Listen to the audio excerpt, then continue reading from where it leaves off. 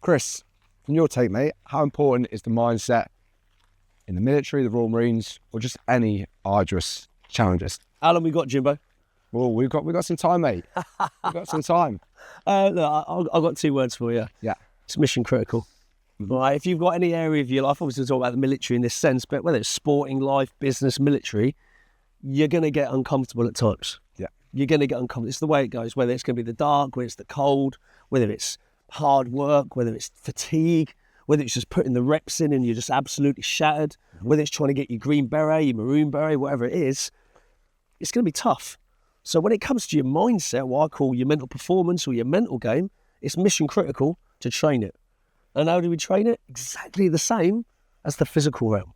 Yeah. Putting the reps in, having a schedule, having a program, training it, developing it, cultivating it. It's what it's about. So yeah, in answer to your question, is mindset important? Absolutely. Okay. And then let me ask you this, mindset or fitness? Because I know we touched on both there. What for you? I know you're the mindset king. Yeah. But are they just as important? Yeah, too right. Yeah, exactly. So you think about it, what you're talking about here is the mind and the body, right? Mm-hmm. So people often call it the mind and body connection. It's not, it's the mind-body connection. Yeah. It's 2 things really, it's one thing. So actually you need both. I think you need your body on point, you need your mind on point. Mm-hmm. So for me, if we talk about performance, the question shouldn't be, which you hear a lot, is diet or training more important? It should be diet, training, and the mental game. All 3 are important. Yep. So when it comes to physical training, mental training, you've got to do both, and you can do both. And you train both in exactly the same way. So if I said to you, right, today, Jimbo, what would be the facets, what would be the pillars of physical performance? If you were going to look at 3 or 4 things that are really important to get better with your physical performance, what would you say? I'd say robustness. Robustness. I'd say recovery. Recovery. Strength and conditioning. Yeah. But structure. There's so much. There's so many angles I'd attack, mate. Yeah. So the thing is, depending on your view of it, you can ask 100 people and you're going to get 100 different answers. Yeah. What I was kind of thinking is, let's say you're trying to get better with your physical performance. Yeah. What things do you need to consider? You've got, first of all, you're going to need a program. Yes. Right? If you want to get better at something, all programs do one thing. They close the gap from where you are to where you want to be. Yeah. Simple as that. So you've got to have a program. Yeah. You've got to put the reps in. Mm-hmm. You've got to be willing to show up. Mm-hmm. Right? You've got to be looking at progress. You've got to be, like you said, I think was your second point, you've got to look at recovery. If you've got that go, you need that slow. It's exactly the same for your mental game. You need a program. Yeah. Right? You need to be putting the reps in. You can't just be winging it. Yeah. You could wing it and get so far, but just as you know with Tier 1, and as we're sure a lot of the kind of members that we have within Tier 1, you probably get some that have been busting the gut, putting the miles in, doing loads of deadlifts, doing press-ups, following a cookie-cutter program online, right? Yeah. And they join Tier 1 and go, whew, do you know what? I feel better already, because they may be doing a little bit less than what they were doing, or they're just doing it a little bit more optimal and effective, right? Yeah. It's exactly the same with the mental game. Yeah. You've got to put the reps in. I've got my kind of 4 rules for success. Go on. Right? You got to show up. Yeah. You got to put the work in. You got to ask questions, and then you got to take action on those insights. That is what happens with the mental game. It's exactly the same with the physical game. If you think you're just going to hit the gym once a week and your running time's going to come down or your pull-ups are going to go up, you might get a little bit of progress at the beginning, but it's going to peter off, right? Mm-hmm. It's the same with the mental game. If you think you're going to do a set of affirmations or mental imagery just when you need it, it's not going to be developed as much as it could. Yeah. Right? So when it comes to the physical game, the mental game, you've got to train them the same way. So I often say to people, do you like physical training? Yes. Do you like hitting the gym? Yes. Do you like a sport? Yes. What do you need to do to get better at that? And they might list, well, I need to go training, join a team, work hard, make it fun, be reflective. I'm like, cool, we're on the same wavelength. Now you've got to do the same with your mental game. And that's where most people come unstuck a bit, because they then go, what can I do? And that's where I come in. Yeah. Fuck, mate, love that. You said something, I want to go back a step. You said, go needs slow. Yeah. Talk to me. Why is that important? How do people bring that into their mindset? Okay. That's the mental game. Oh, I love an analogy. I have a little metaphor. I want you to now take yourself to a Formula One race. We all love a bit of Formula One. I know I do. It's not my favourite sport, but you can't help but marvel at the speed they go, the training, the consistency, everything. Yeah. If you look at a Formula One race, right, and we're talking, it's not all the same for all motorsports, but this does apply to Formula One. I've got a question for you, Jimbo. Can you win a race without a pit stop in Formula One? Niche. You can't. Of course you can't, right? We know that. Why? Because the pit stop, change the tyres, refuel, a bit of tactics. You have to have a pit stop. That's the slow. Life is exactly the same. When you go, right? You're focused, you're driven, you're doing workshops, you're putting the reps in, you're putting the runs in, you're hitting the gym, you're coming to a tier 1 community day maybe like later this year. Yeah. Like all these things that you're doing, that's the go. Yeah. That's you putting yourself out there. But for that to happen, you've got to have the slow. For the Formula One car to win, they've got to pull in for a pit stop, recover, change some tyres, tighten a few bolts, look at what's going on, and they go back out again. Yeah. It's exactly the same with the human body and the human mind. So what a lot of amateurs do, and I say amateurs with the pros, amateurs meaning they're not quite where they need to be yet. Mm-hmm. What a lot of amateurs do is they go. And they don't pencil in or schedule in their downtime, their recovery, their fun time. Their you time is what I call it out the mastery model, when you've got maybe something that's nothing to do with your goal, but it makes you feel great. It makes you feel happy. Puts a smile on your face. It tops up your kind of internal battery. That's the slow. So what I would say is get reflective on a regular basis. Anyone that's listening now or watching this recording, ask yourself, grade yourself. What's my go like right now? Yeah. But then also ask yourself, well, what's my slow like? I guarantee the slow score out of 10 is not as good as the go score. Yeah. And that means it needs work. Yeah. I look at myself when I joined the Royal Marines, I had no slow. I was training twice, 3 times a day. Mindset just did, I've did sports science at uni. My dissertation was all around psychology. I knew how important it was. Yeah. But didn't know how actually important it was. So I didn't do that. Yeah. I just went go. Absolutely thrashed myself. Would you say you're seeing the same? Or you're in a community now to teach the mindset stuff. Yeah. But what's the biggest mistake you're seeing in the community? Do they come in to you and they're just go? Are you having to teach them that slow? And what does that look like in our community? It's a good question. Yeah. I think quite often what you do know is more dangerous than what you don't know. So quite often people that come into the community, whether it's our workshops, whether it's our one-to-one sessions, they've got they're already doing something. They're running a pattern. They're running a way of living, a way of existing, a way of trying to progress that isn't actually working for them. But just because they've done it or they've heard someone else do it or they've seen it on a YouTube video, they start copying it without reflecting and going, is this what I need right now? So actually sometimes, and it's probably a little bit like actually, you look at Marines training, right? They get down to Lympstone. For some of the recruits when they get down there, and you'll know this better than me being a PTI, right? You have to almost say to some of these lads, whoa, what are you doing? Yeah. Why are you doing that? Slow down. Yeah. You don't need to be going off like that. Yeah. So it's almost trying to untrain a few bad habits. Yes. So for example, I'll give you a classic, and this is a real good answer to your question. There's a book by a brilliant author, a brilliant leadership consultant called Robin Sharma. Yes. Unbelievable. Written so many books. And he wrote a book called The 5 a.m. Club, right? Yeah. For me, I love getting up early. Yeah. Right. So when you start talking about morning routines, right? People go, whoa, no. Some people go, I'm not getting up at 4 a.m. or 5 a.m. I'm like, okay, I just said morning routine. I didn't say what time. Or you get people that get up really early. Yeah. But what do they do if they're getting up early? They don't go to bed early. And then what you find is they're getting up early in the morning to run this morning routine that they've copied off someone else. Yeah. But because they're going to bed at the same time, but then if you wake up early, instead of getting 7-8 hours, you might get 5-6 hours. What do you think happens to your mental game and your physical game? Goes down. It goes down. You regress, right? You regress, right? You go backwards, you start getting tired, you get irritable. And then the whole purpose of you wanting to get up early has a negative effect. So quite often, that's what I'm talking about in terms of trying to always help people unlearn what they already know. Morning routines are massively important. Yes. But you don't have to get up at 4 a.m. unless you want to. You don't have to get up at 5 a.m. unless you want to. Yeah. So it's almost, that's quite a good example. What I would say of what I see a lot is that the things that people already know or they've heard somewhere, They've copied it without going, will this work for me? Yeah. They start adopting it. And then you go, is that working for you? And they go, no. And you go, how long have you been doing it for? They go, a year. And you go, could that be the reason why you're tired? Could that be the reason why you haven't got as much confidence as you wanted? Because actually the thing that you're running, the program, the system, the protocol, isn't made for you. It's made for someone else. Yes. So you've got to dial it back and do what's right for you. What I'm hearing here is the morning routine starts the night before. 100%. Evening routine. Yep, for sure. Yeah.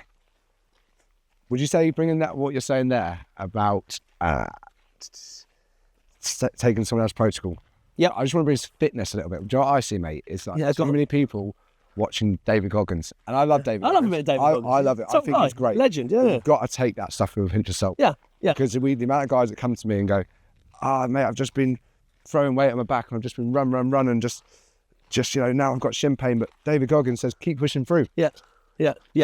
Like, it's mad. So, like, I think it just shows exactly what you said. Take little bits from bits that you like watching.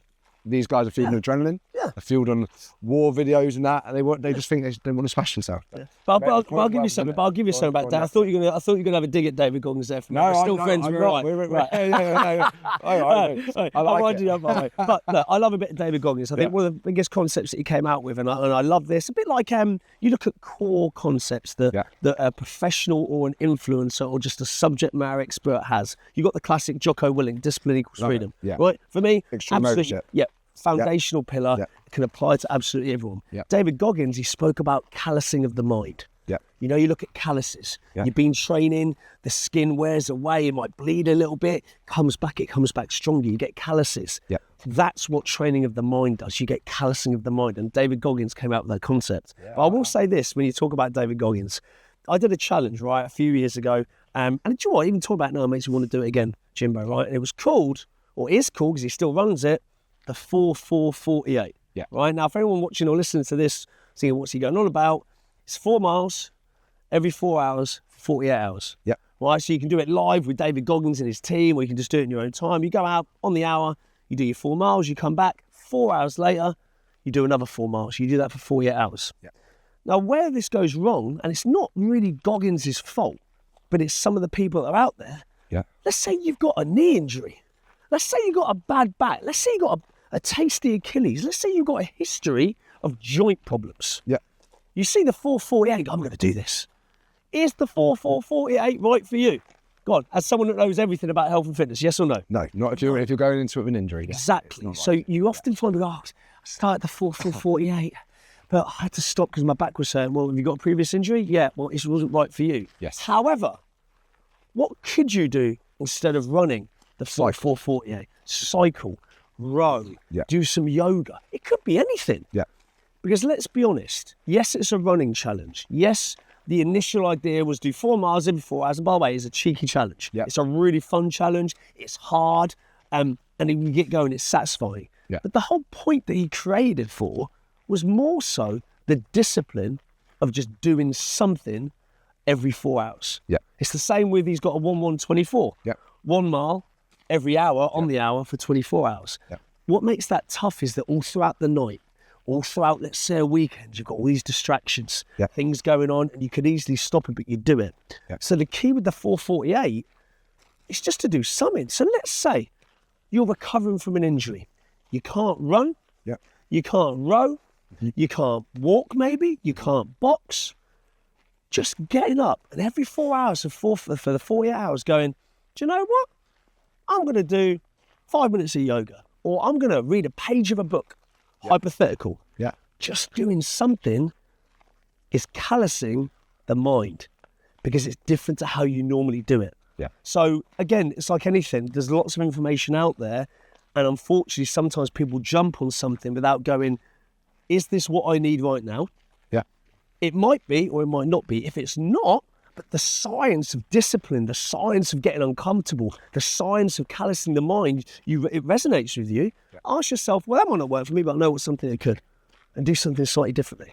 You know, I'll tell you a very funny story, actually, very quickly. I know I've been talking for a while, but when I did the 4-4-48, I did it with one of my clients. His name was Steve. Great guy. He used to smoke a lot, was overweight, won't mind me saying this. He'd been training with me for a short period. He wanted to do the 4-4-48. Brilliant. We were checking in. Fantastic. He completed it. Respect to him. Made loads of changes in his life. Proud of him. Anyway, came to the end of the challenge. We're having a bit of a debrief the next day. He was like, so what route did you do? I went, route? You mean routes? He went, no, what route? I went, well, I did about 12 different routes, mate. What did you do? He went, I did the same route every time. so for the whole 40 hours, he was doing the same route. And I was like, mate, respect. That's like, these people that do flipping marathons on a treadmill in the gym is like, it's just ran a running track. Whereas for me, part of it for me was, do you know what? I'm going to get as many benefits. And we're coming on to a slightly different topic now, which is multiple benefit activities, right? Yeah. My view was, I'm doing the 4-4-48. Yeah. I'm already callousing the mind. Yeah. I'm going to get fit. I'm going to get a bit of discipline. I'm going to show myself what I'm capable of. I'm going to be a role model to others. Well, what other benefits can I do as well as this? Well, do you know what? I'm going to explore my local area. Because I bet there's loads of little routes I've never found before. Yeah. I want to see things in a different light. Yeah. I'm going to try and do things slightly differently to get another benefit. Yeah. That's the power of a challenge like that. Yeah. But the 4-4-48 cracked me up. Yeah, Steve did the same route every single time. Didn't even go opposite ways. The same route. Every single time. Yeah, it's savage. Yeah, savage. Funny. Chris, who are you, mate? For those that don't know. Who am I? You probably guessed it. One big word.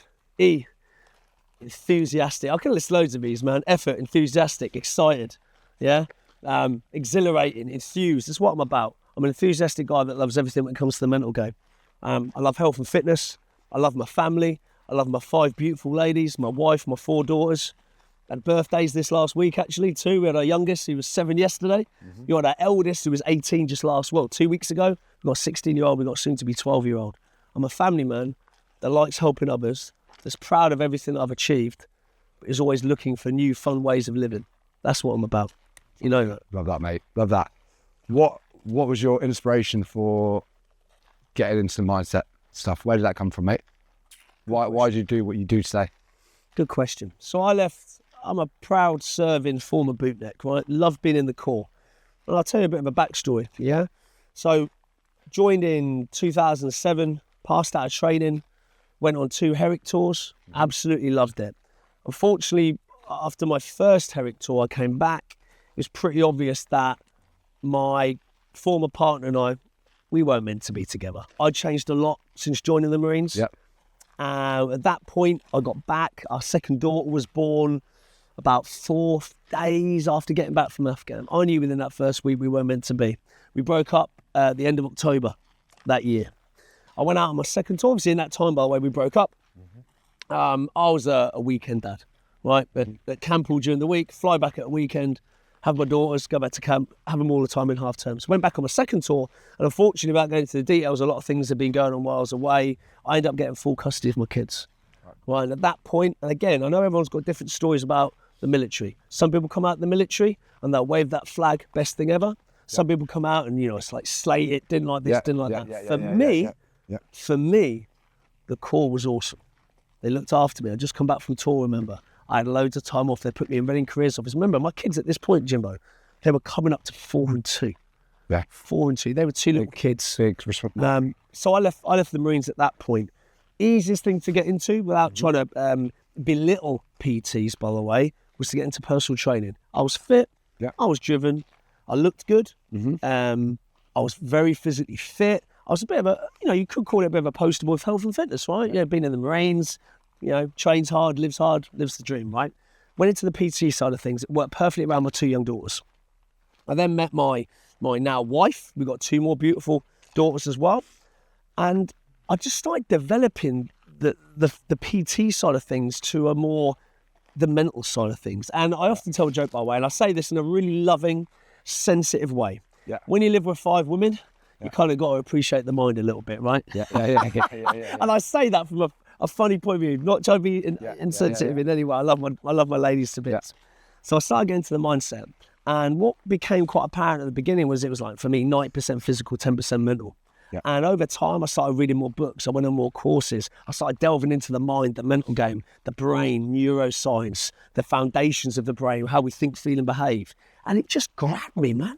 You know what it's like when you just latch onto something and you're like, this is a bit of me. You can tell. This is a bit of me. And so over time, let's say this is my original model, using my hand as an analogy. That was my original model, 90% physical, 10% mental. And now, for me, I've kind of flipped it. And I wouldn't want to give you a ratio now, right? I wouldn't say it's 90-10 the other way, 80-20, 95-5, 99-1. But the mindset and mental game and what I call mental performance, it gripped me. And I think the reason why it gripped me was because it literally impacts everything that you do.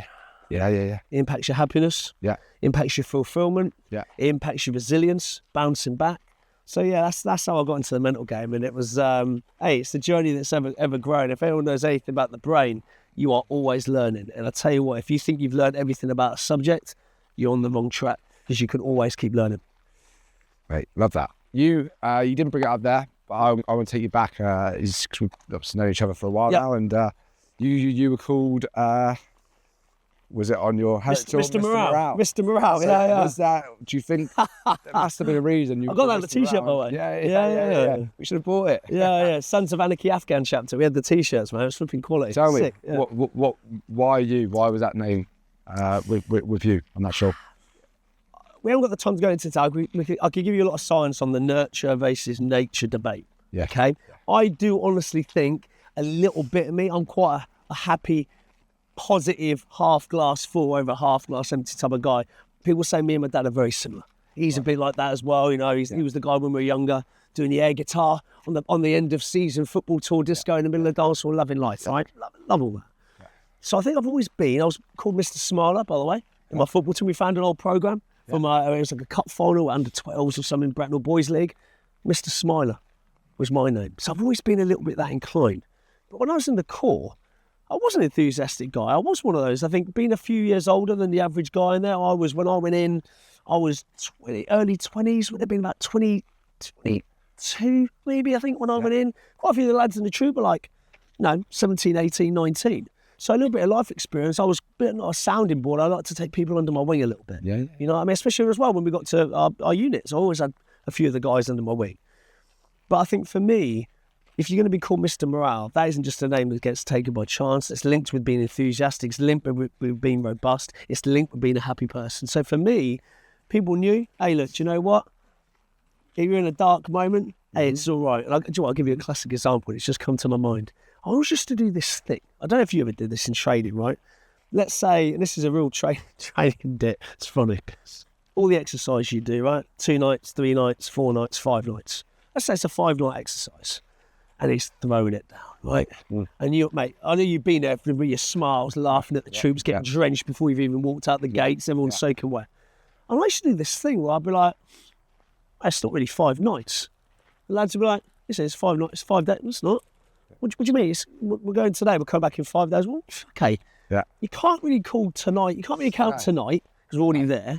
Can't count the last You day. can't count tomorrow, because when you wake up, before you know it, it's that day. So you can't really count 2. You can't count the day you're coming back. And the day before you're coming back, you're going to be back in your flipping, eating your Dutchies and stuff like that. So really, it's a one-day exercise. And they look at me and go, what are you flipping on? What are you on, mate? But my point being, that was an example, I think, of the lens that I see the world a little bit. And I think it's that classic of looking what can happen, looking for that positive. And it's not about, by the way, lying to yourself. Right? When it was wet, it was wet. When life's dark, it's dark. But it's about going, it is a little bit dark, but what can I do with my lens to change that slightly? So yeah, Mr. Morale's my name, always smiling, always got a positive spin on it, but also an honest spin on it as well. Because we can all live in a lie. We can all live in a false sense of reality and security. So it's not about lying to yourself, but it is about going, we're in the shit here. This is one of those moments. It's not fantastic. Can't polish a turd, classic phrase, right? Yeah. But what can we do to make this a little bit better? So yeah, Mr. Morale was my name. That was on the t-shirt, and it's funny because those little traits never leave you. But again, I dial it back, mate, to Mr. Smiler under 12s. Yeah. A little bit of the nature debate, definitely a little bit genetically from my family, but without a flipping shadow of a doubt, without being disrespectful to my dad. And I often say to him, Dad, you were there, I was born, we got a massive upgrade in the Hunt family. Obviously, it was my dad, right? But I think he was like Mr. Morale as well. But I think with me, because of my passion and a few of the things that happened in my life, like with the kids coming out, and to see the positive, and to work hard, change my complete career because of what happened, it then becomes that nurture. I had to nurture a little bit. I went on the courses, I read the books, I was getting up early doors to go for runs because I had the kids during the day. I was working in the careers office, spinning to and from camp for that last year before I left. Yeah. You know, and so I think that it should never be the nature versus nurture. I truly believe it's a little bit of both. And I think I'm testament to that. Yeah, mate, love that. Where do you believe the mindset shows up most in recruit training? When do you need to unlock these skills, these tools, the stuff within the mindset that you believe can help? Okay. That's important. Okay, I'll give you an example. You look at a marathon, right? Tell me when someone hits the wall in a marathon or an ultra marathon. I know you love an ultra. Yeah. When does someone give me the exact mile when someone hits the wall? The exact mile. The exact mile is when the mindset gives up. So Okay. I couldn't say I'm not going to I wouldn't say a mile, but it's when the head goes. So you can't give me the exact mile. No. Why can't you give me the exact mile? Because everyone is different and everyone has. There you go. We'll hold you there. Okay. So when you say when does it show up most in training? Yeah. You're never going to know until you're there. Yeah. For some people, it's the fatigue. Yeah. For some people, and we've had this with some of the recruits in the pathway, right? We tell them it's hard being away if you've got family, if you've got kids and you're quite tight. It's hard being away from your family. For some people, it's being away from your family. Some people, it's the wet, it's the cold, it's just the fatigue. There's a reason why we're called nods, right? In training, everyone's flipping shattered. Everyone is slightly different. So it's going to show up at different points. But this is my point with this next point. If you don't know exactly when it is going to show up, you've got to start preparing before you get there. Yeah. Because and you know what I'm about to say? Yeah. We get rewarded in public for what you practice in private. Yeah. So my answer to that would be, don't specifically go, I'm training because at week 16, I know there's this exercise or there's this commando test at the end. Don't train it for that. Train it for the fact that you know, just like a wall in a marathon or a half marathon or an ultra marathon, at some point you're going to hit it. Yeah. It's a fact. It's very rarely I think I've ever spoke to a bootneck and they've gone, didn't struggle at one point, mate. It's easy. I don't think I've ever met someone that's ever said that. Most of the time you get different answers. Oh, it's this actually. It's funny, he'll say, everyone struggles at different moments.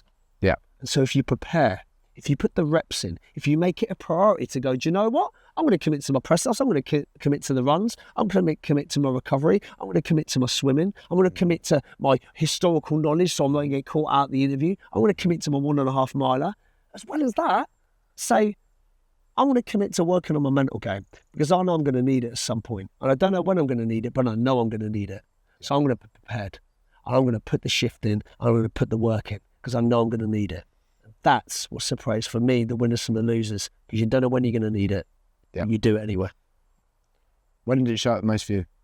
At what point in training did you have to dig deep? I mean, your mindset was like, fuck, I'm going to make or break it here. You know, when were those moments? Probably a few, actually. I think maybe one was going to Hunter Company. Yeah. My SI joint, and it's a sacroiliac joint, I believe it is. My back, went on an exercise, went down like a flipping divot, and thought it was okay, but it just got worse and worse. Needed like a few months in Hunter Company. The hardest bit at that point, we were quite far through training. It was like, I think it was about a week. What week was violent entry? I know it's called something different now. Yeah, violent entry, you're probably looking at about week 24. Okay, so it was sometime, I think it was violent entry. Yeah. And the hardest thing for me, first of all, I didn't want to be in Hunter Company. Mm-hmm. Why would you want to be in a troop doing rehab when you can be with your boys flipping passing out? I saw all my flipping boys passing out ahead of me. Hated it. That for me was the tough moment because I wanted to get out there. But as you know, with injuries, right? I know what you did when you were in the Corps, right? How long's a piece of string? Yeah. You might want to get back out and get with the weight on your back. If your body is going, nah, doesn't matter how much you want it at that point, you've got to be resilient to go, I need to put the reps in here in my rehab. So for me at that moment, I believe being in Hunter Company, seeing the rest of the troops passing out, all my boys passing out, I wanted to be there. Mm-hmm. That was quite a tough moment. But again, I didn't think I was going to go in Hunter Company. I felt fit. I went strong before I went in. I never had an SI joint issue before. I think it was just one of those moments. Weight on the back, went down a bit of a divot, hips went out a little bit. Yeah. It took a bit of time for recovery. I think my second moment was probably, I loved the Tars and the Soul course. I flipping loved that. I got a really quick time. I have to find out what the time was. It was flipping quick. It's one of the quickest in the troop, actually. I think I really relied on having a strong mental game on the 9 miler because I knew it was going to be tough. Yeah. I hit a couple of little kind of moments in it when I was like, if I don't get my act together here, I'm going to fall back. I'm not having a flipping 9 mile speed march stopping me getting my beret. So again, I had to pull myself through. And again, I didn't necessarily have the names for those tools now that I had then, but now look at it, I didn't repeat words. I did have my visualization. I was thinking about my kids when I was, you know, passing out of trade. I wasn't in those hard moments thinking, I don't want to let my family down. You know, and so maybe I've got different names for it now. Yeah. But when I was in training, I was already aware, I think, from my own propensity to the mental game, that it was important. So they're probably the two main points. I think going into hunting company, the 9-mile speed march, and actually, not necessarily a training dit, but without a doubt, one of the hardest things I've ever had to do, was writing letters before going away on tour. I don't think anything's ever come quite close to that. Getting quite emotional to think about it. Yeah. You know what I mean? It's powerful, because you're writing letters thinking, I hope my kids didn't read this. Again, emotional when you're thinking about it. That shows you the power of this conversation today. But yeah, that was probably another point, because you're writing the letters and it's you're trying not to sound like a dick. Don't do drugs, don't do this, but you're trying to leave something. So I think that was a moment as well when it was like, focus. Come on, man. You got a job to do. You got to get these letters down. And I must have screwed so many bits of paper. And obviously now you just do it a bit more digital. But I just got paper in the bin. That was another moment. Again, getting quite emotional thinking about it. No, I bet, mate. It's interesting you say that, mate, because I'm going to refer this back to. I was thinking what I watched. I know what I watched on. It's SAS Who Dares Win. Yeah. And they make the recruits in the final stages write a letter home. Yeah. As if they're gonna do that. And you know, it's a program. But it gets them. Yeah. It really gets them, because they all got to stand out and read the letters. Yep. And you're like, you know, and then you actually speak to someone who's done that in real life. Yeah. Powerful. It's incredible. And again, I'm actually quite Incredible. And it makes me very. And for all the viewers that are watching this or listening to this, that for me says everything about the power of something like that. When writing things down, there's a quote, right? If you write it, you'll invite it. Yeah. And I love that quote, right? But my point being, you saw me just then, even just talk about something that, by the way, what year are we in? 2026, right? I went away in September 2009, and I went away in March 2011. That was over 15 years ago. And through one question just then, you saw a bit of emotion from me. Yeah. It stays with you. Yeah. It stays with you. So when you talk about things that you can do for your mental game, something that we're talking about that happened to me 15 years ago, I've just nearly been on the verge of a few watery eyes there a little bit. And that was 15 years ago. We've probably got lads on the flipping pathway that were 15 about a year ago. I think we have. Yeah, we do. Powerful. How quickly, honestly, I love that. Love that. Yeah. Powerful stuff. But if you write it, you'll invite it. Yeah, that's cool, man. That's cool. What would you say to someone who's in a hunts company? Yeah. I was fortunate enough, I say I was lucky enough, because most people do go to hunting company at some point. You've been there, you've done it. I've seen the other side of, as an ERI, getting them out the other side. So I speak to them about the mindset a lot. But someone that's listening or watching this right now, and they're questioning their future in the core, they're like, I don't know if I can do this. Doom and gloom. My a bit happier. Yeah, my recruit troops just passed out. Yeah, you've lived that, right? Yep. What would you say to that individual that's in front of you? They're in front of you right now.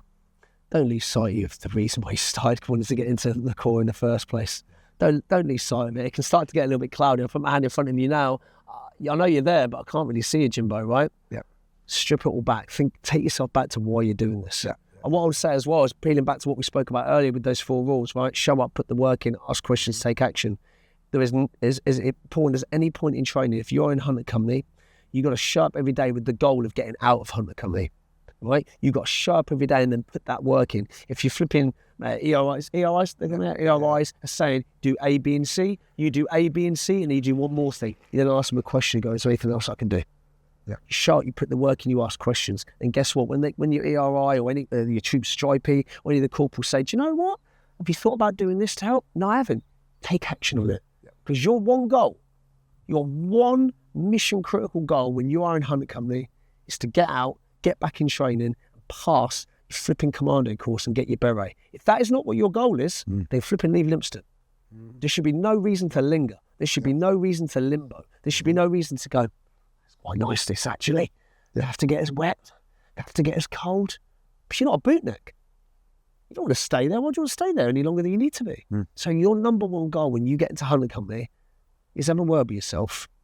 Think about what it is that you really want and then do everything possible to get out of hunting company. Don't be stupid. Don't do something strange or that's off the flipping template. But speak to the guys that know.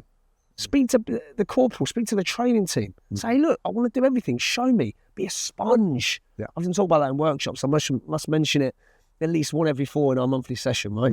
Be a sponge. Soak it up. You've got me here for half an hour. When I say, has everyone got a question? Ask a question. Ask the questions to the people that know that you can help you. Even better, speak to people that have also passed out hunter company, right? Got out of hunter company, got their beret, success leaves clues. What worked for you, man? I heard that you were in hunter company. Yeah, I was in hunter company. What did you do? Well, I did this. I also did a bit of this. I did this stretching. I spoke to my ERI. Find out. Be a sponge. Because your goal is to get out of hunter company and get that green beret and start doing the things when you pass that training that you join up the Corps for. To do the Gucci shit, you know? Yeah. Good question. Good response. Yeah. About, yeah. I mean, for me, it used to infuriate me when you invest so much time as the RI to these guys and you're like, I'm giving you all the fucking, giving you all the tools. It just used to, I want, the amount of times I'd ask people how bad they want it. Yeah, I want it. So why are you mugging it off? Why are you going back to the grot and getting your pit when you should stretch even? Why are you doing, so I think that's really sound advice. You've lived that. Yeah. I've seen it on the other side. There's two different sides. But I think this is about life as well, Jimbo. I know you said about, we talk about mental game and mindset work, right? It's about, yes, okay, we'll talk about the military here and we're using tier 1 to help our flipping guys and girls be the absolute best version of themselves and get as far as they can in the military as possible. Yeah. Love all that.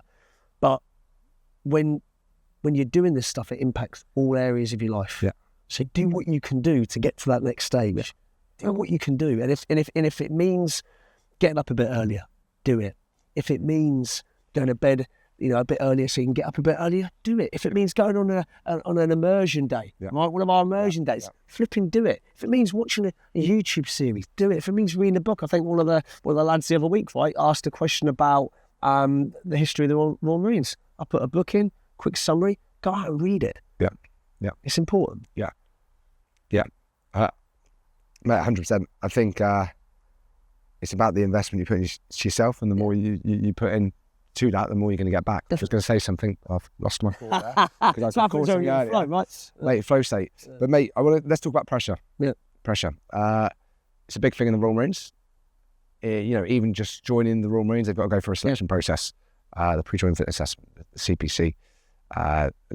Then into recruit training. Pressure's always on from the training team. So you're always tested. How do you prepare for pressure? Get yourself into pressuring situations. Get comfortable being uncomfortable. Man. If it's a bit like public speaking, right? People go, oh my God, I'm so scared about a talk I've got to give, right? Yeah. Well, if you've never done it before, you've never even attempted it, you're going to be flipping worried. But guess what? Let's say you've got a talk to give you, and again, I like giving you different examples. You've got lots of different guys and girls from different backgrounds, right? If you're going to give a talk to 100 people and you've never done anything like it before, you're going to be worried. Yeah. Too right you are. Yeah. You're going to be adrenalised. You're going to be a bit excited. Your heart rate's going to be going. You're going to be getting a bit sweaty. Of course you are. What could you do to stress yourself a little bit to build up that system, build up your body to go, oh, it's okay. What could you do? You could do a talk to 50 people, to 20 people, to 10 people, to 5 people, to 1 person, to a video camera, to no one. Go find a secluded place and just start talking. No one even needs to be there. Build up your exposure to a little bit. Build reps. Yeah, put the reps in, make it raw in public, what you practice in private. Yeah. But for stress, you're going to be in pressure situations, right? And when you look at it, I always give the like a gas bottle analogy, Jimbo, right? When you've got a gas bottle or a balloon, easy one is a balloon, right? You've got a balloon that's ready to pop, right? That next bit, it can pop it. Yeah. But when the balloon goes a little bit softer, let the gas out, let the pressure out, build it, let it out. Go, go, go, slow, slow, slow. Train, recover. Work hard, get uncomfortable, then get comfortable. Reward yourself. Yeah, what gets rewarded gets repeated. Yeah. So when you do something that's pressurized, stressful, and you handle it all right, Well done, Chris. Well done, my friend. Reward yourself. Do you know what I say? Built in the boring. Yeah. Well. Doing the reps. So, as we said, it's not always got to be the most exciting, but do the basics actually. Yeah. And that matters. But it's worth it. But dance with it. I love an old quote, Michael. I know you love this one, as you've mentioned before. Dance with your fears. Dance with the pressure a little bit. Yeah. Right? And what I mean by that, let me give you an example. Faye, you come here. Hold my hands quickly. Right? Yeah. I want you to not yank me, but I want you to go that way. Backwards. I'm going to come forwards. We're there. Yeah. It's quite hard. Keep going. Keep pulling backwards. It's hard, right? Are you getting tired? Well, I'm going to start working. Yeah, there you go. We're getting tired, right? We're getting tired, okay? Yeah. We're fighting, right? What if, right? Now just go a bit relaxed. Dance to me a little bit. Yeah. Dance to me a little bit. Get a bit relaxed. Dance a little bit, okay? Now come this way. Come this way a little bit, yeah? We're dancing. We can start getting to a little bit of a salsa or something, right? Right. Those hips. We're dancing with the fear a little bit. When you yank something, when you force it, it's tiring, it's hard, it's discombobulating. When we dance with it a little bit and we get a bit uncomfortable and have fun with it, have fun with a stressful situation. Do a run. If you get flipping tired, that was hard. Okay, next run tomorrow. It's okay. Dance with your fear. Dance with the pressure a little bit. Because when you dance with it, it becomes less fatiguing. And on a regular basis, if you can work hard, play hard, recover hard, and you dance with the fear, dance with the pressure, dance with the uncomfortability, dance with the nerves, dance with the anxiety, dance with it. Guess what? Dancing's quite fun. Dancing's like a deposit activity. We had a little dance. I bet you think you'd be dancing today, right? I didn't. There you go. It's what it's about. But dancing with it is a really, really powerful concept because dancing should be fun. Pushing yourself should be fun. Going through those little moments of growth, those little moments of uncomfortability, albeit it can be hard and tough in the moment, but at the same time should build a little smile inside, should build a little bit of, I enjoyed that. That's what it's about, because I guess what, you get down to Lympstone or you go to any of these places where we've got tier 1 members at the moment, for example, right? It's going to be tough. It's going to be hard. So why don't you learn to dance with it before you get down there? And you may even have that little Mr. Morale tagline with you as well. Powerful stuff. Yeah. Mate, class. Imposter syndrome. Okay. What is it? Why do people get it? And what can they do with it to get over it? Look, loads of definitions, go into the neuroscience of it, the depth of it. Imposter syndrome is more, we've got to a certain point, all of a sudden, we have those words inside our heads. I'm not good enough. I'm not cut out for this. People are better than me. God, what if they catch me out? What if I get asked a question I don't know the answer to? What are all those things? Self-imposed stress. Imposter syndrome can stop you doing everything you always wanted to do. Imposter syndrome, you could put the reps in, you could get a qualification, you could put the miles in. I'm sure you've seen it before. Just before someone gets to Lympstone, what if I fail? And they buckle out of it and they don't do it. 20 years ago, that person goes, I could have done that. But you didn't. Yeah. Imposter syndrome. Should have all over yourself. There you go. Should have all there over you go. yourself. Love a bit of Tony. I was listening to a bit of Tony all the way down to that. It's one of my routines, by the way. Whenever I know I'm about to do something, I've got to whack a bit of Tony Robbins UPW. Love it. All these audios. But imposter syndrome, it can stop you doing everything you want to do and you start questioning yourself. So without going into too depth with the tools, if anyone does struggle, and I want to help people today, Jimbo, right? If people struggle with imposter syndrome, one of the best tools you can use, we can borrow this from CBT, cognitive behavioural therapy, is NATs to RATs. And all you got to remember, NATs, N-A-T, negative automatic thoughts. Yeah. If you've got imposter syndrome, you're going to have negative automatic thoughts. I'm not good enough. I'm not worthy. I'm going to get caught out. Oh my God, I'm going to fail. People are going to laugh at me. Those NATs make you feel a certain way. They make you feel down, not good enough, not worthy. Because you feel like that, you then behave a certain way. You behave like that. You go insular. You retract.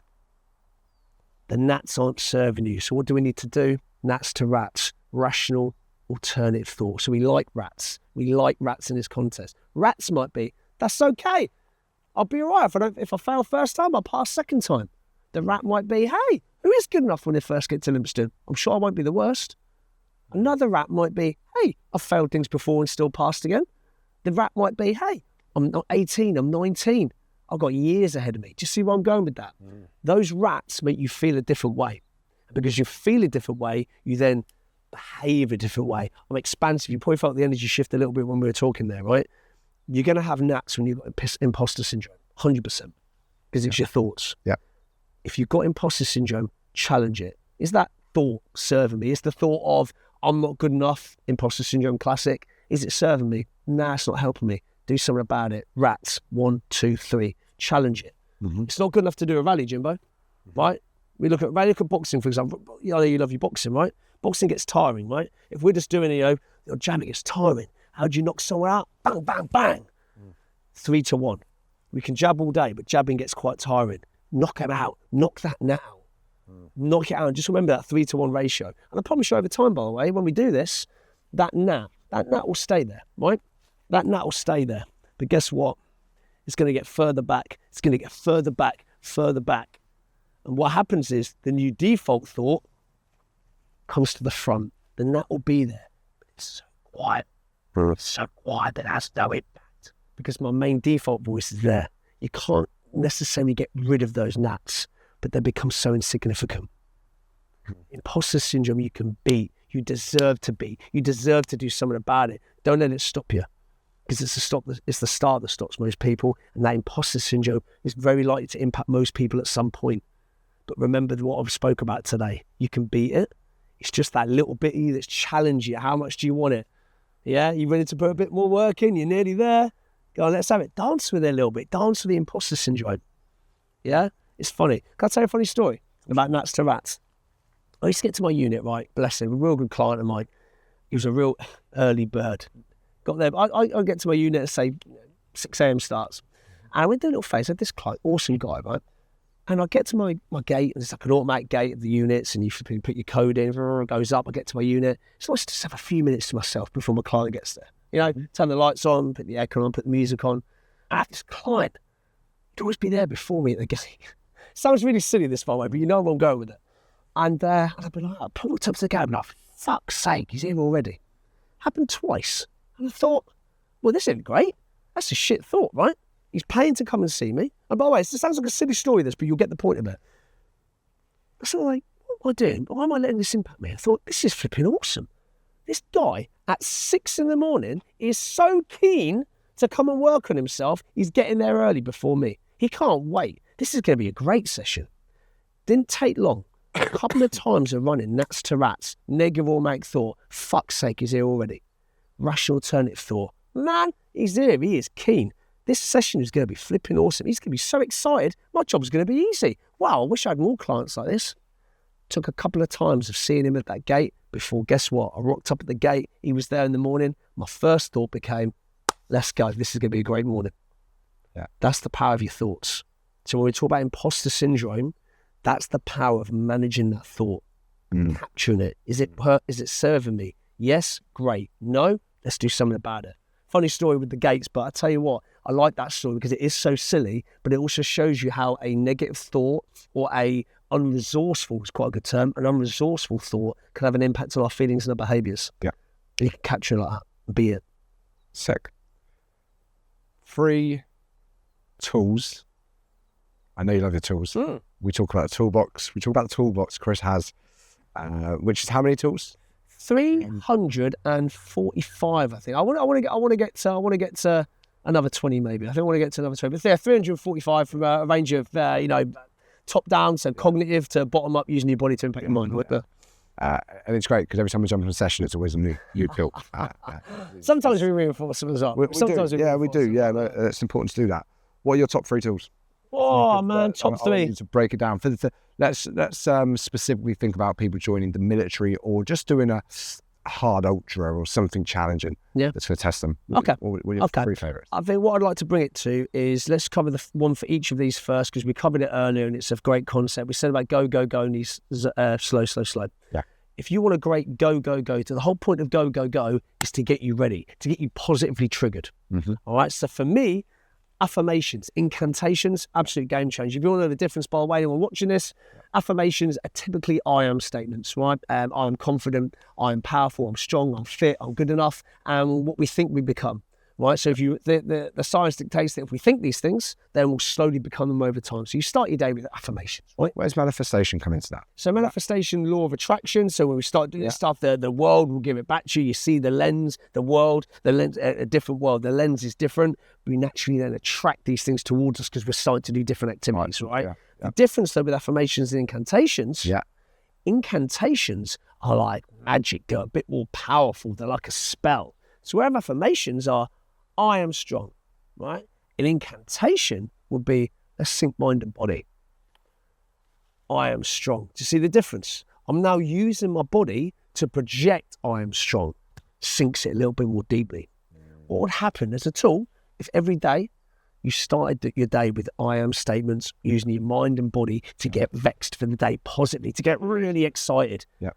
That's my first tool. Go, go. By the way, there's loads of go, go, go tools. I just had a quote to that. It might be a Tony Robbins again. Here goes. Where attention goes, energy flows. Yeah. Where focus goes, energy flows. It's focus attention, exact same words. It's a slightly different concept, It's a great quote. Yeah? It's the same with if you write it, you invite it. When you think about it, right? It's a similar quote, right? But yeah, where focus goes, energy flows. And the good thing about that is your brain early in the day, it's like a you look now, right, we've got all this kind of area around here, we've got loads of weeds, loads of flowers. If you imagine in the morning, just imagine your brain, imagine let's say that the park wardens have been out here last night, Jimbo, right? And they cleared this whole area, right? Yeah. That's what the brain does at night, it clears the area. Yeah. You wake up in the morning, it's nice and bare, it's nice and fresh, a bit like this track here, right? Yeah. It's the best time then to plant some flowers in that nice area because it's clear. That's what you can do in the morning with affirmations and incantations. So that was what I would say would be the first one. Yeah. Go, go, go. Let's have some affirmations. Just one tool. I could give you loads, but that's one. Yeah. We're going to talk about go, go, go. What does go, go, go need? Slow. Slow. The number one tool, and I know it's doing the rounds at the moment because it's so powerful, is breath work. Yeah, 100%. Yeah, the foundation of all mental game work is you've got to have your breathing game on point. Yeah. If we don't breathe, we die, right? So why wouldn't you train it? Train your lungs, train your diaphragm, train your ability of your vagus nerve to kick in, which allows us to slow down. So you want a slow tool? Pick a tactic. For me, box breathing, diaphragmatic breathing. You want the easiest one out there? Yeah.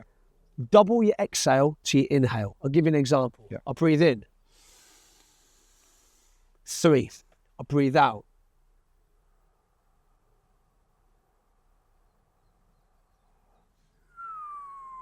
If you look at my heart rate now and my breathing rate, you'd see my heart rate start going down. You want to slow down. You want to calm down. You want to recover well. You've got to be able to slow your body down. How do you do that with breath work? Set aside some time. Nighttime, morning. We talk about the slightly different answer, but I want to come up with the third tool. And the second 4-point protocol, right? Yeah. It's all for your listeners. And we covered this about 3 weeks ago, by the way, within the tier 1, right? Morning routine, proactive routine, reactive routine, evening routine. 4 points. You master those 4 with your mental game, you're going to fly. Morning routine, set you up for the day that you want. Proactive routine, working on something every day for your mental game that you just practice and you rehearse and you cultivate. Reactive routine, when I feel a certain way, I'll utilise this tool. When I feel a little bit triggered and a little bit overstimulated, I'm going to use breath work and calm myself down. Evening routine, doing something at night to allow your body to recover. Yep. Go, go, go is affirmations. Slow is breath work. And for me, and anyone that has worked with me one-to-one, privately within the pathway knows this. If I'm going to mention a tool, I'm going to mention one that has 2 words.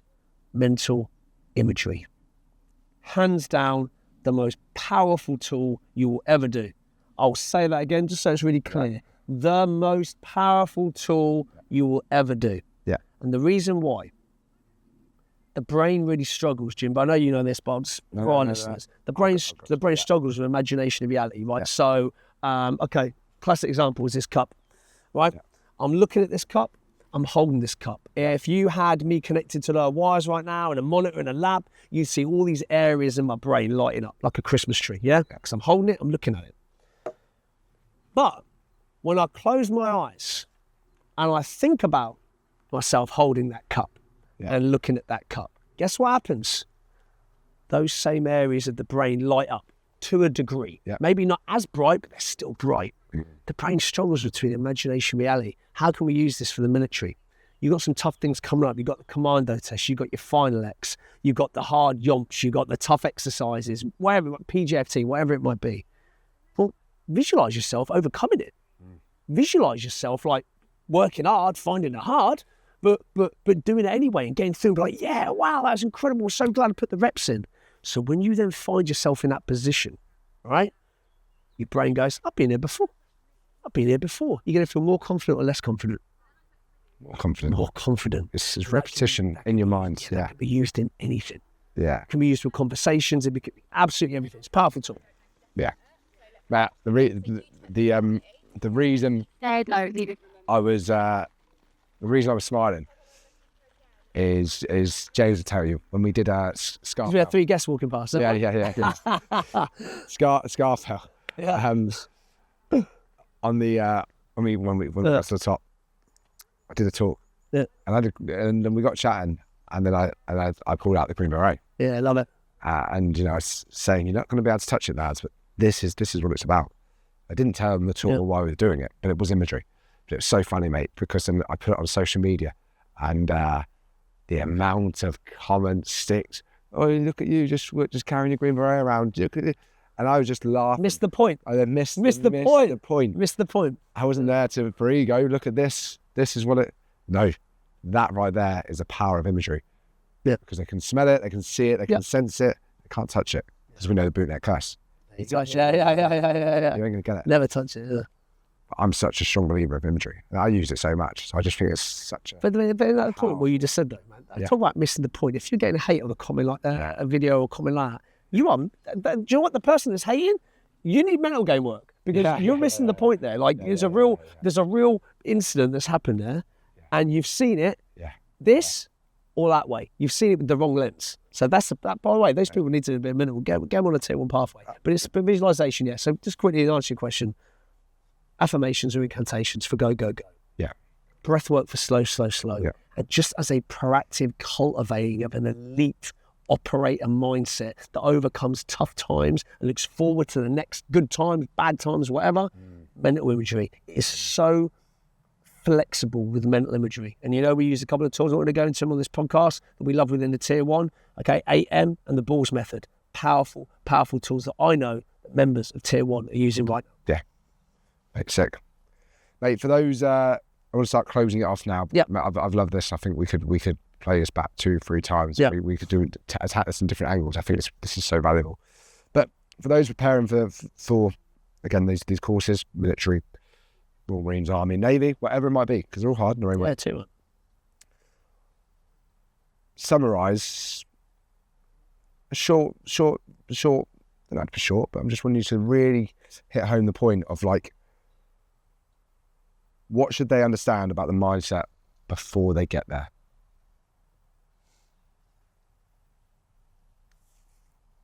Before you get to where you are going, you've got to put some time in, understand it. We often use, and again, great question, because if I don't watch it, I could talk for a long time on this, but I want to make this really punchy because it's potentially a final point. Yeah. Remember the word ACE. Awareness, choices, execution. If you want to understand mindset, you've got to create some awareness. How do we create awareness? Maybe ask yourself 3 questions every week. What went well for my performance this week?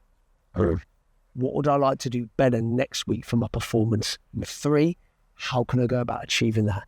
You've got to raise awareness. Too many people make a choice before building the awareness. And then the choice becomes a choice based on the wrong data. And then what do you think if we made a choice? You execute in the right way, that actually we're going that way, but actually we want to be going that way. So you've got to build awareness first. The second letter, choices. With that awareness, you can then make better choices. With those better choices, you can then execute different outcomes. If you want to understand your mindset, you've got to build some data around it. When do I feel good? When do I feel comfortable?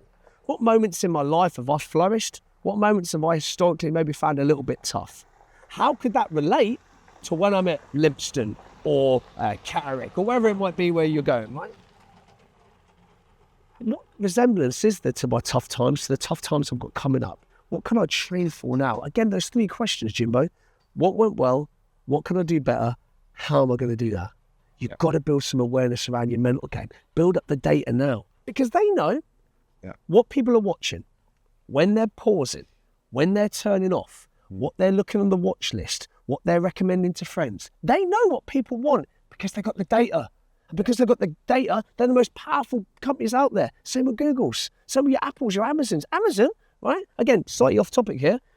They're going to go 0 click. I think they might be going 0 click already. You don't need to order anything. They know what you want. So they're going to tell you what you want. And if you don't want it, you'll send it back on their infrastructure, free of charge. Even if you keep 3 of the 10, they've got the infrastructure to send it back. They're going 0 click because they got the data on you. Yep. Bring it back to the military. Build up some data on you. For all of our listeners, build up the data. What goes well, what your strengths are, what your weaknesses are, things that have gone well in your past. Look at what's coming up. All the information's out there. Marines training, Paras training, right? Ranger, all that stuff's out there. Look at it and go, historically, I'm not that great at that avenue. Well, guess what? There's your awareness. If I know I'm not going to be great at pull-ups, for example, not historically being strong upper back pull movements, right? Vertical pull. What could I do? Make a different choice. What could that choice involve? Sign up to tier 1, for example. Tell your coach, never been that strong on pull-ups. Okay, cool. I'm in the program site. Give you a bit more pull work. And then you execute. Yeah. It's building up the data. You've got to build up the data. The big tech companies are doing it. The big companies around the world are doing it. So why can't you? Start today, man. Young person out there, preparing for the military. Yep. They're thinking about it at 16. They put their application in at 17. But they're getting a lot of self-doubt. They're getting a lot of people saying, you're too young. Yep. Not ready for this. What would you say? What would I say? If you're worried about it, if you've got a bit of self-doubt, probably shows it maybe means something to you. If you're a bit nervous about it, it means you care. Yeah. If you care, you prepare. Prepare, look into it a little bit. Think about your why. When I joined up, by the way, I finished uni. I was in a good sales job. I was really enjoying it. I was earning good money. A few too many sick days for still being in uni mode, by the way, but we'll leave that one there. Yeah. I remember when I said to my parents I was going to join the Marines, you know what they said to me? Why do you want to do that? What a waste of time. What, your uni, stuff like that. I love my parents to bits, by the way, before I say it. I'm not trying to slay my parents. Love them to bits. Absolutely love them to bits. But guess what? They didn't want me to join the Marines. But guess who the most proudest parents were on pass that day? My flipping parents. Guess who also the proudest person was? Me. So if you're a bit nervous, if you've got a bit of self-doubt, bring it back to your why. Why am I doing this? What do I want from this? What is this going to give me? It's all right to be nervous. It's all right to be a little bit worried. It's all right to be a little bit fearful. That's okay. But ask yourself, do I really want this? If so, let's push through it. It's just a barrier, man. So it's a fence that's stopping you getting to where you want to get to. But if you really want to get there, you'll find a way. You'll get round it, you get over it, you'll flip and get through it. So my point would be to that, whether they're young, whether they're a bit the older recruits. We've had some older recruits going through training as well, right? Yep. Male, female, previous injuries, maybe previous military experience. If you're worried, success leaves clues. Read, learn, attend immersion days, listen to podcasts, come and have a chat with you at tier 1, speak to coaches, watch things like this. Because guess what you'll probably find is the real deal out there will openly go, it's going to be hard, it's going to be tough. I found it tough. But guess what? You'll find a way if you really want it. Yeah. Last question. Yeah. Winners never quit is tier 1 coaching, right? 365, winners never quit. And that came from my old man being sick, right? Yep. And just seeing his mindset, he never quit. You know, the body, the cancer got him before that went, which was powerful, right? What do you think about winners never quit? Is there a time that people maybe should quit? How do you look at that quote for you personally? That's a great quote, first of all. I love the fact it means so much to you. I think that's why you push it so much. It obviously does mean a lot to you. I think with every quote, you always get some people that love it and some people that don't. Yeah. You know what I mean? Like you look at just do it. Simple, Nike, right? Some people love that. Some people go, oh, if I was do it, or whatever. Different quotes mean things to different people. Mine is, I can do this. I've also got a big tattoo on my back that says, the boy can leave the Marines, but the Marines never leave the boy. Yeah. Going back to your question, winners never quit. I think winners will always find a way of getting through if they really want something enough. What I will say, sometimes if the thing you really want, the biggest thing you can do is to go, I might want that, but I've got the data that says to me, that isn't the right call for me. That might be. I look at someone, I don't know, let's say, wants to be a commando, right?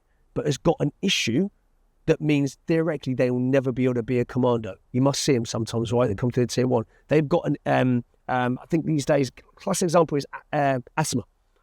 quote me if I'm wrong, is asthma still seen as a big red flag? Yes. Okay. If you, that's what I want to be a commando.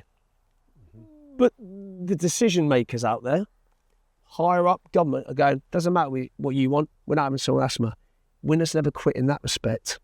Do you know what? Could lead you down a dark path because you're never going to get a thing. But what could you do? I want to do that. I can't do that. What will be the next thing I could do that's like that? I can go a different route. Channel that energy into a slightly different direction. Again, awareness, choices, execution.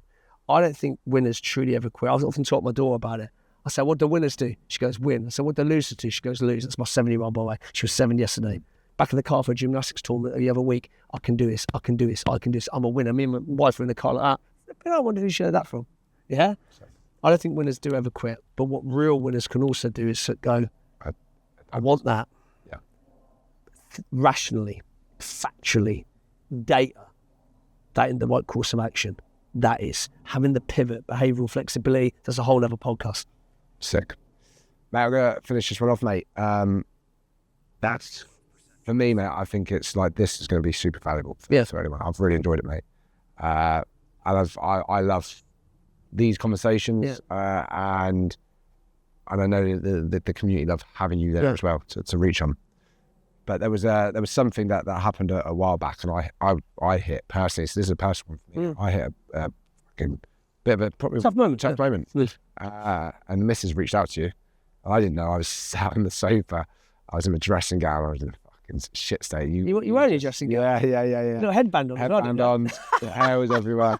Mate. And I know I told you this, and I just saw you park up. And a little bit of me was like... Saw little Petey. A little bit of me was, it was like, fucking hell, I'm so, like, good to see him. I was like, I can't let him see with this. Can't let him see with this. I was like, don't want him, no disrespect. I was like, fucking great, it's great, but... But you're in your dressing gown, so you couldn't let it away. Well, you bike me straight. You're just like, come on, mate, what are you up to? Go on, do that. And we just had that banner. And from me to you, mate, I when you walked out there, I was like, fuck, I'll get back to work. No, I wasn't. I walked out, and I walked out. It lifted me, mate. Yeah. So, not just thank you for being part of this one, but no, thank you because you personally helped me along the way as well. And I know if I ever need to reach out, just like the missus did, mate. I know you're there beside me, and that's true brotherhood there, mate. You know that. Wait, we've got to do that again. That was I'll pick up in a minute. Come on, we got this. Bang! It's like that moment at Commando, isn't it? Apollo Creed, what's the actor plays Apollo Creed, isn't it? Yeah. You got Arnie. Yeah. It's like the most memorable. We'll practice it for next time. We'll get that for work on that. Number 2. Mate, appreciate you. And wait, we'll do this one again soon. Top man. Love it, Jimbo.